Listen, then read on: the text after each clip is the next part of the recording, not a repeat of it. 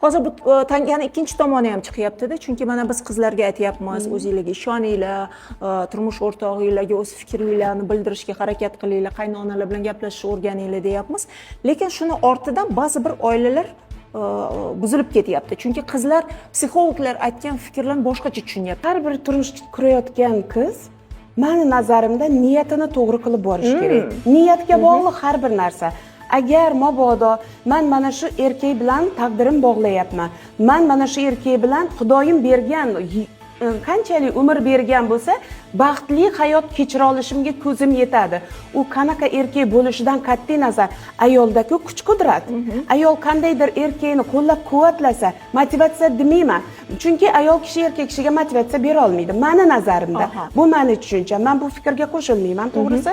Unga ishonch bo'lib, tayanch bo'lib, pulsiz vaqti bor hayotda, pulli vaqti bor hayotda. O'shanda ham pulsiz vaqtni ayoli bilan birga yengib chiqishi bu ayol kishiga juda ko'p bog'liq. Ishonch to'g'risida gaplashdik-ku hozir. O'shanda men bitta narsa keladi, har doim mening qalbimdan o'tadi.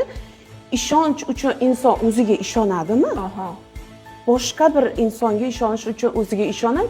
O'ziga ishongan inson boshqa insonga ishonadi. O'ziga ishongan insonni yoniga aldaydigan inson kelmaydi.